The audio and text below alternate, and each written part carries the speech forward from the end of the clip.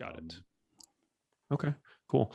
Well, I think I just have a couple more questions for you, but I think it's really inspiring what you did. We have a lot of people that, like I mentioned, we have a lot of people emailing me, drivers usually, it's like, let's take down Uber and Lyft, let's start our own thing. And I'm like, this is the last thing I want to do. But I feel like now I'm going to have something that I can point them to. So if you were going to give advice to, a driver, an entrepreneur, or someone that kind of wanted to take a similar approach, what would you tell them, now that you've done it and now that you know how things go, both good and bad? I would say start with a small community that you Hmm. know the exact that you know the community well and you know the drivers in that community. So the smaller you start, the more you're more likely to get concentration within that community. Yeah. And it's important to get concentration in a small area as you're starting a ride sharing business because wait times are a huge thing. If your Mm. passenger is going to be waiting, they're going to go to Uber Lyft.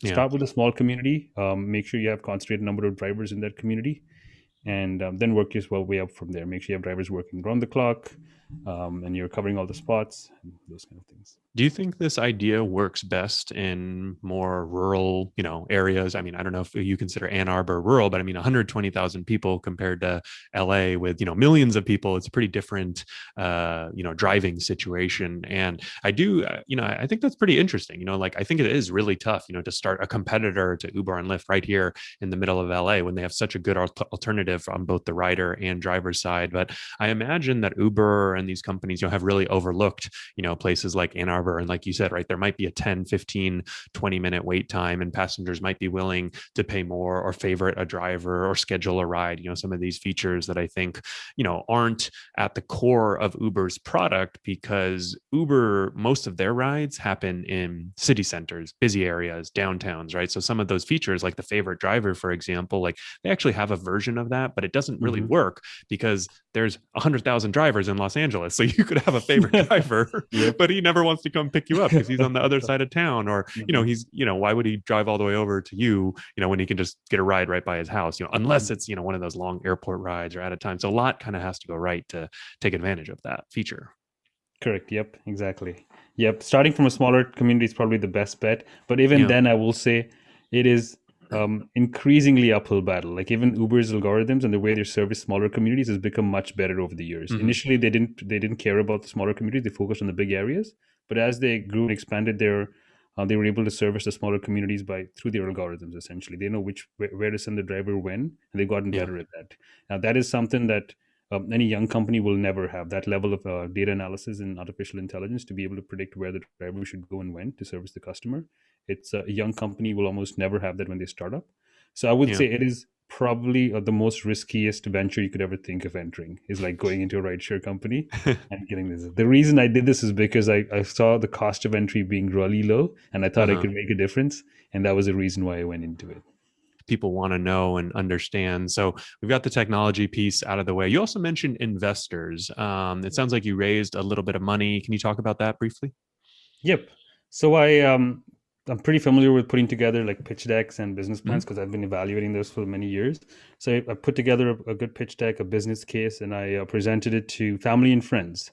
Mm-hmm. So I got investment from two close family members and three really close friends, and that totaled up to about you can say 55,000 or 60,000 rather committed, Mm-hmm. from which I drew down about 35,000, and returned the money to the remaining balance, returned it back to the friends. So the way I did it was I put my family's Mm-hmm. funds as like the higher, the lower tranche rather, Yeah. and the friends the second tranche. So the money that I didn't spend I returned to friends, and I said, family, okay, I can pay you back guys back later. Got it. Got it. Okay. So we've got technology, investors, insurance. Or I mean, actually, I like the way you framed it too. Did you have a priority, or how did you think about the items? What did you think about next after technology and investors? So I wasn't too deep into insurance just yet because I assumed commercial insurance was the way to go. I Mm-hmm. thought of only working with drivers who had commercial insurance. Mm. And I think there were more drivers who had commercial insurance, but then that kind of dropped down. I'm not sure why. So I went into, the airport in Detroit. They have this Yep. separate Uber parking lot Yep. where passengers are not allowed to go, but I snuck in with my car there. Um, got out and just started talking. You can see the different groups of drivers Yeah. there. Okay, this is one group from this ethnicity. There's some drivers sit inside the car. They won't, and I walk up to them. They wouldn't even put down the window. They're like, "What's up?" Because it's not like the safest area, maybe, so to Yeah. speak.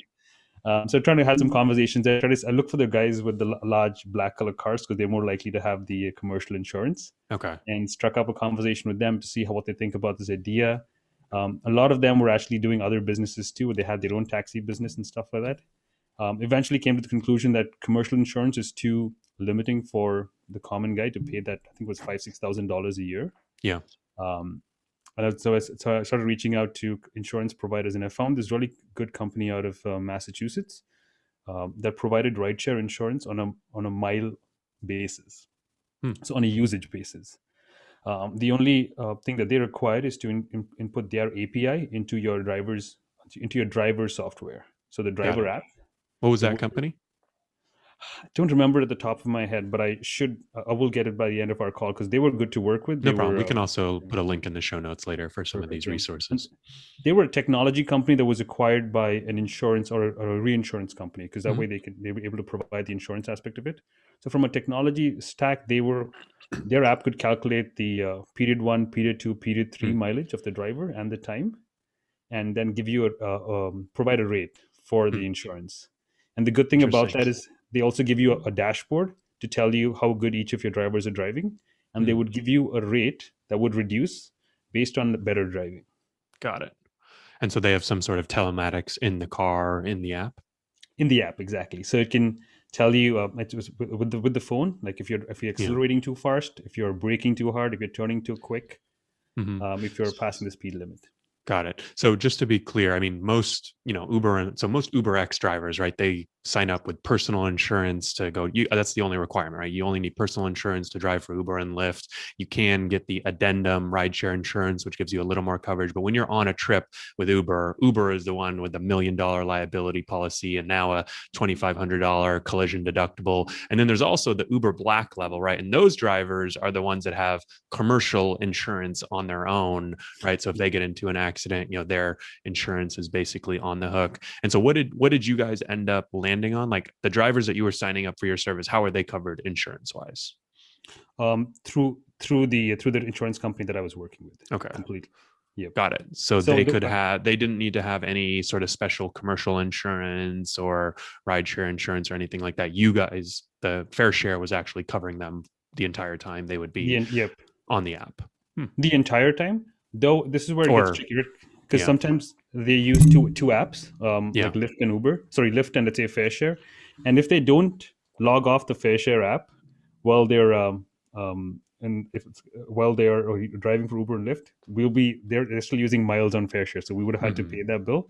Another thing is if they're driving around to look for a ride as opposed to being stationary Yeah. to wait for a ride, So like a that's period charged. one time Yep, that's charged to you guys, yep, right? I mean, I exactly. guess That's it, like, yeah, I mean, I guess it kind of that, and that's kind of like the gray area within insurance, right? That no one really wants to cover that period. And I guess if you guys are covering it, you got to pay for it. yep, exactly. Right. And it had to be covered from all perspectives in order to get your license as a ride sharing Yeah. company in Michigan. And so what did the costs end up being, or how did you have to pay for the insurance? Was there an upfront fee that you had to pay and then a per mile, or how did that work? So it was a contract for the year. I think was about $72,000 or Mhm. maybe $70,000 with $20,000 up front as a down Mhm. payment, and then $6,000 each month following that. Um, And and that you was for were how many cars? they didn't have a specificity on the number of cars. It Oh, was got it. Per mile. and per mile, yeah. So there was a Mm. 6,000 minimum, and you'd only have to pay more if you cross that in terms of miles. So it Mm. was, I think it was about period three was about 70 cents a mile. Mhm. Um, so even if so, the drivers would have had to driven like I think about 5,000, 6,000, maybe 10,000 miles overall Mhm. to cross that limit. Got it. Um, and we never got anywhere close to that. But the good But thing that was about like it didn't cost you 70 cents per mile. That was like the overage charge, right? yeah. The 70 cents per mile. No, it's 70 cents a mile until that $6,000, and Mm. after that, then you have to pay out of pocket. Like, then you have to give more money. That's Got why it. that was an upfront deposit. Does that make Okay. sense? So it costs basically, so you're saying it costs to insure a driver 70 cents per mile? Yes, in period three. I think it was cheaper. It was like 28 cents or so in period two, and period one was maybe 15 cents. Because I mean, that seems pretty expensive to me. Yep. I think it was maybe, yeah, I it mean, was like 70 cents. Yeah. rates, Uber, charges less than 70 cents per mile in some cities. They also charge a time component, but, Hmm. their rates are less than 70 cents per mile in some cities, right? Yeah, I'm not sure exactly how much Uber's rates are for Yeah. insurance, especially, but I believe my rates were about 60 cents to 70 cents a mile for Hmm. period three. It was much more cheaper for period two. So period three is when the passenger is in your car Right. and you're on the trip. Yeah. Okay. And I mean, I guess that's when they're at highest liability. So I assume that's why they charge the most. But I mean, that is, I will say, like, for a startup, that seems like that per mile model, it's probably maybe a little bit higher, but it does give you a lot of flexibility. You could add, say, 1,000 cars, especially at the start. And if they're only doing a few trips here and there, you don't pay any more than if you had, only 100 cars doing more trips, right? It's more of a, since it's per mile payment, right? Yep, correct. Yeah, that's Okay. that's the thing that we liked about this model was it was a Mhm. flexibility model, but the 6,000 a month was the minimum cost, so you wouldn't get that back even if it wasn't used. So that was the other Got catch to it. it. Okay, cool. And then, And all oh, right. there's one So, more thing to mention about the insurance costs. Because sure. our play was a technology company, so we were going to pass down those insurance costs to the driver at the end of the day. So the goal was to let the driver. This was a long term goal. Once Mhm. we had enough traction, not initially, but the goal was let the driver pay for their own insurance on a per mile basis, Yeah. and better driving is incentivized. So then they would Yeah. pay lesser per mile. But yeah, we didn't get to that point. Got it. Well, I want to ask you about the rates that you would charge, but if maybe we'll save that for a second. Was there anything else that you sort of needed to figure out? The licensing, maybe, and anything else? Any Yep. other So the big li- things you the, had to get the taken care of? licensing was granted with once the insurance was provided. There was Hmm. a little bit of a snafu because it was not the same kind of insurance that the other ride-sharing companies in Michigan Right. provided, but in a couple of weeks that was granted. And what, I guess, body? Like in California, I know it's the California Public Utilities Commission. Is there a PUC in Michigan too that approves these? It's called the LARA, Laura. Licensing Okay. and Regulatory Authority, Okay. LARA. Yep. A lot of acronyms. Okay. Yep. And so is It was that all about it thousand. takes? Is Yep. that all it Thousand takes to two. start a rideshare company? Was there Thousand. That anything was yeah. That other? was $1,200 for that licensing. But yeah, pretty much Okay. that's all it takes. Okay.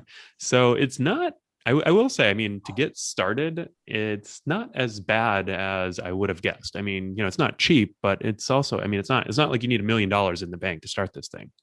Yep, you don't. I mean, I did cut some corners Hmm. because I'll give you another example for in terms of legal requirements. So we Yeah. need to have three documents: a privacy policy, Hmm. a driver's agreement, and terms of service um, with the user.